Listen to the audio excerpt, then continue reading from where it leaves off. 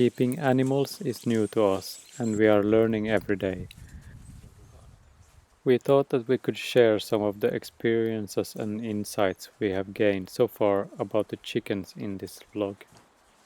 Hopefully, we can inspire someone to get chickens. If you don't have chickens yet, you should definitely get some. And also, maybe we could get some tips from the ones watching this that has more experience than we do. It's not hard to keep chickens, so if you are thinking about it, don't hesitate to become a crazy chicken person you too.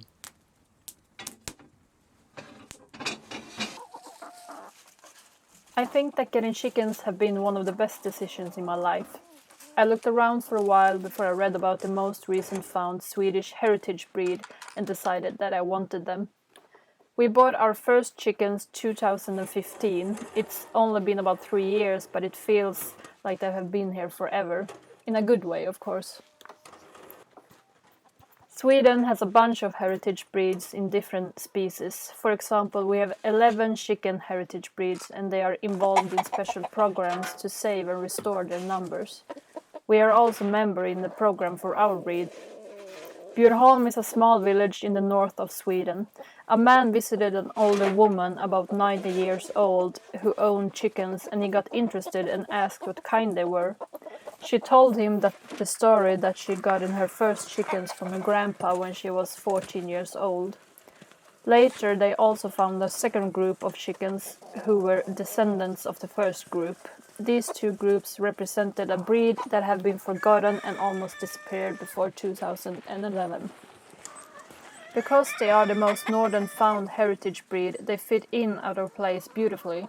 They can manage the cold better and are overall a healthy kind and good mothers. The old woman had some theory that the black hens and roosters managed to survive the predators better, so she always saved the dark ones in favor of the lighter ones. That was in a way lucky for us, because the color varieties in the genes always lie in the dark individuals, and because of that we now have a large range of beautiful colors in our chickens. We don't believe in the old woman's theory of black chickens and predators, because the ones we have lost have been both black and white, mostly the black ones to be honest.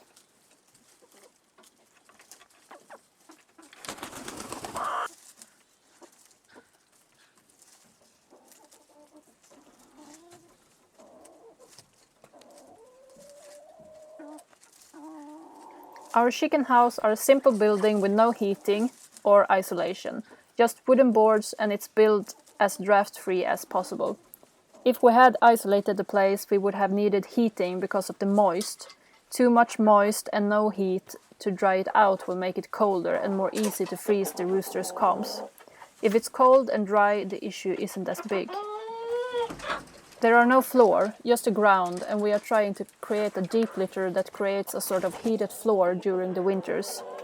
Unfortunately, we haven't been all successful in this matter. It's harder to maintain the deep litter than we thought. We'll keep trying. I guess it's because the winters are so cold and dry that the composting process stops. Our outside pen were as big as the house, but last year we made it twice as big. Springtime makes the ground all muddy, and we were hoping that a bigger space would ease the pressure on the ground. We will see this spring how it turns out, but it's also nice for the chickens to spread out and don't be so close all the time either. When we're home we try to let them out to free range, but there are too many predators to have them roaming free all on their own. If we can give you one tip, is that you put the roosts higher than the nests. If the nests are higher or at the same level, the chickens can decide they'd rather sit in the nest at night, and that results in a lot of shit in the nest boxes. That's a problem we didn't think of, and therefore are struggling every night when we have to move the stubborn nest sleepers to the roost instead. Another tip is to make sure that the wheelbarrow fits the door openings in the pen and the house. For now, we are buying the chicken food. Whole grains of wheat, oat and barley. We can't give them the industrial chicken feed because it's too strong. These old breeds are supposed to live on more simple food and get sick if they eat the more strong ones. In summertime we cut a lot of nettles and raspberry leaves, then we dry them and give them in the wintertime. In the future we want to make a worm compost to give them more homemade food. We also give them a lot of scraps from the kitchen. So hopefully in the end we can manage to give the chicken food without having to buy it from a store. Last year we got 60 baby chicks, which resulted in a slightly overpopulated pen. This year we will be more restricted in the brooding process. The ones who want to be mothers will have the chance, but we won't let them hatch so many eggs each. We experienced our first sickness in the chickens also when they became too many, some sort of cough and tiredness. They recovered soon enough, but we learned a lesson of a healthy group. At winter time, we hang a couple of blankets above the roosts. I imagine that it will keep some of the warmth. I don't think so, but it makes me feel better anyway. The dust box inside the house is filled with sand and ashes from the stove. They take their daily bath and the ash helps to keep the parasites away. At winter we also keep only 2 nests open. They don't lay that much egg during the cold and we don't see the point with a lot of nests standing empty or being occupied by roosters that think lying around instead of sitting on the roosts is okay. When you build your chicken coop, try to avoid flat surfaces where they can sit and poop. For example, we have above the nests put boards so they can't fly up and sit there. Under the nests we have built 3 small cages for the mama and baby chicks so they can be alone their first week or so. If you try to feed the baby chicks outside this cage, the rest of the grown-ups harass the little ones until they've eaten it all and the little one ends up hungry. Apparently baby food is much better than grown-ups food. So between the baby nests and the regular nest there's a flat space, but I think we're gonna try to build more nests there. The house and the space we have are a bit limited, so we have decided we would try to have about 25 grown-ups, 4 roosters and 21 hens. One rooster can have a group of 4 to 5 hens each in this breed. If you're only gonna get one book about chickens, this is the book I can recommend. The Small Scale Poultry Flock. The pen are surrounded by a dog pen net, a stronger one intended for dogs. At the bottom we have put a more fine net so the baby chicks can't get out. We also have a net roof, an ordinary chicken net. We chose to have a sturdier net because of the fox and the autumn hunting dogs. This one they will not break. Around the pen and the house we dug a 30 cm deep and broad ditch and put rocks in it, all to keep the predators out. Every year of new chickens results in roosters in abundance. I think we had over 30 roosters this year. A couple of them we have sold and we are saving 4 of them to ourselves. Sometimes I really wished I could save more because they're so beautiful, but it wouldn't work out. Too many roosters makes the environment stressful for the hens. They don't feel safe on the ground and are more inclined to sit on the roosts in the day instead of grazing, brooding and laying eggs. So for us, a maximum of 4 roosters should be okay. And how do we choose which one to keep? So far we have always saved the original rooster, one of the roosters we got from the beginning. He's a nice and calm one that takes good care of the hens and baby chicks. The second one are from our first own batch of baby chicks. He is also very good with the chicks and very helpful in the pen. The 2 last places have been exchanged every year. We haven't found the perfect roosters to fill those places yet, but this year I think we have found the future king.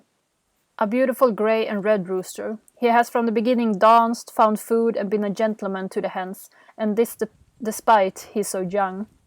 It's going to be interesting how he treats the new baby chick this spring. The last one we are saving are a black one. I don't know his behavior yet, but we were thinking of the color variation that lies in the black individuals.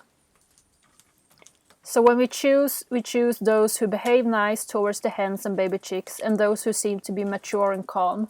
Hopefully they also are capable of warning the flock of threats later in the summer when they are more free range. The first time we culled roosters was not without difficulties. But now, the 3rd time, it's already much easier. As Tuva said earlier, the hard part is choosing which to save. It isn't something you can undo. At first we looked in the book that we recommended, on a step-by-step guide where to cut and what to look out for when gutting. It didn't take many roosters before I got the hang of it, and truthfully, it's not hard at all. And even if you mess up, it's not the end of the world. Just rinse thoroughly. It's still going to be cleaner than the industrial slaughtered chickens.